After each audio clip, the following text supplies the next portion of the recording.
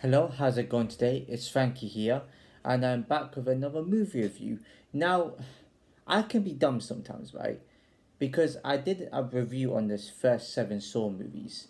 Now, when I watched them, I thought, okay, the last chapter meant it was actually the last chapter of the Saw franchise. And when I watched Saw X, I thought, oh, Saw X, it means you know, that's probably the last ever one, possibly. But then I realized X means 10 in Roman numerals. So I was just like, where's the other two Saw movies? And I researched it and I just found out that Jigsaw and Spiral are the two other Saw movies I missed. Jigsaw being the eighth one and the other one being the ninth one. And because I'm so happy I'm finding like Saw 8 and Saw 9, it didn't have those titles. But that's why I got a bit confused. So, hey, I might as well watch it and see, it's the next sort of Saw movies. And it's called Jigsaw. This movie wasn't as intense and as gripping as the first seven. One of them I did rate in out of the seven movies as seven because not much has happened in that one, but it's still better than this one. They had more grip to it, they had more better storylines, there's a lot more in it.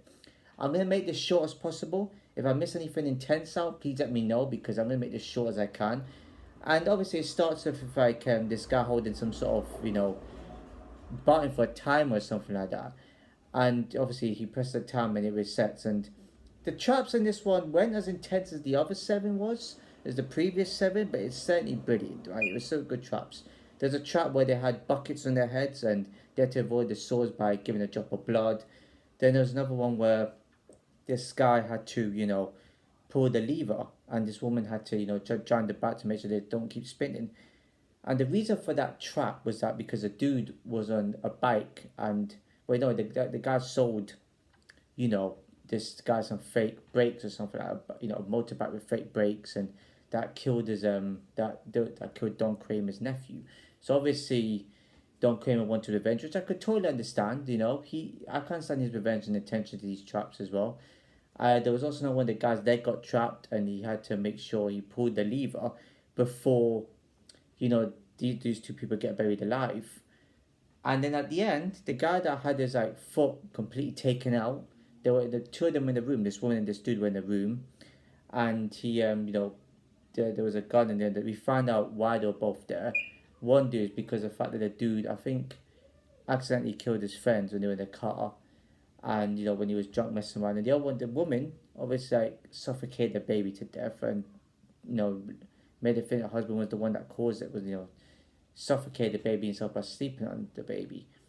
And you come to find out that obviously, that it was all like in the past. Like that was like a past compared to the present now, because these are detectives to find out what's going on and who's making these saw traps. One dude was blaming, I think this surgeon guy was blaming, this woman that he knew about the traps, and he, come to find out it wasn't actually her that did it. Then this detective was looking, and it was a bit that it's coming quite confused. There's a lot of information in this movie, a lot of stories. So I don't want to talk about too much. I don't want to rant on.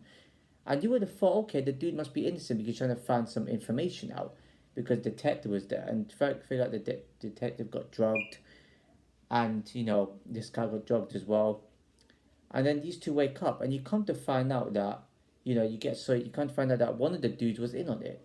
You would think, oh, is it the detective that this guy was so hell bent on finding out?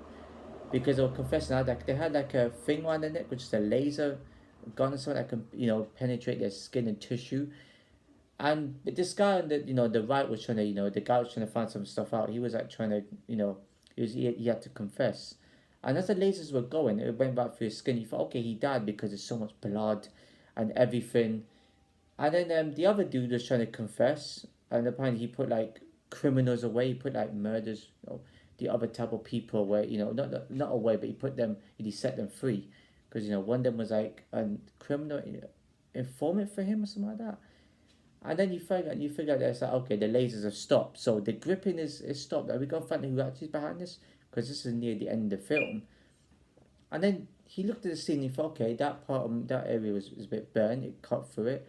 He looked at the ceiling to the other dude, and it's like, why did not cut through? Then you begin to figure out, wait, that dude was in on it. The dude that was trying to investigate all this, I think it was a surgeon or something. That dude was trying to investigate it was actually the main guy in it, which I would never have suspected. Obviously, if I would have watched this movie straight after watching the first seven, I would have been like, oh my god, Kramer's still alive. But obviously, I watched Saw 10, so I jumped the gun a bit too much. And you know, this guy revealed everything to him, right? And I think this guy was responsible for letting the guy that murdered his wife away or something like that. So it's pretty clever how these endings go. Very, I've got to give him a clap for that. Very clever ending.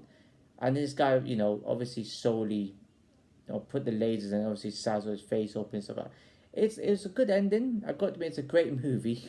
I didn't expect that guy to be in on it. Like, you know, see these Saw movies, you never really expect the person, you know, one person to be in on it, kind of thing. So it was brilliant. It was intense. I won't say it was the best of the Saw movies.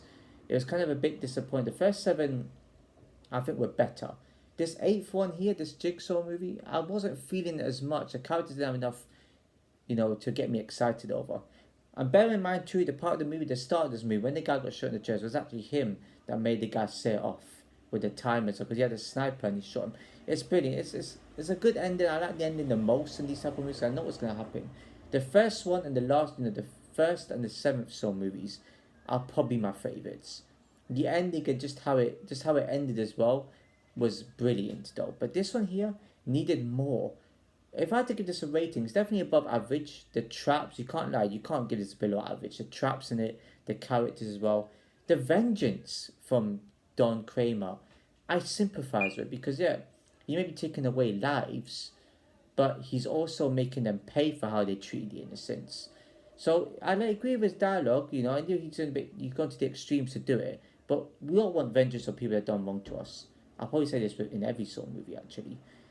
So I'm gonna give this Jigsaw movie a 7 out of 10. It's not good enough to be 8, 9, or 10 because it's not incredible. It's not like the previous 7 where at least 6 of those movies were 10 out of 10. One of them I rated 7, but this one, that each that 7 one had better storylines and, you know, characters than this one does. So 7 out of 10 for this Jigsaw movie. If you enjoyed this video, please give it a like, comment, share it with everyone you know, subscribe and hit the notification below as I see you in my next video.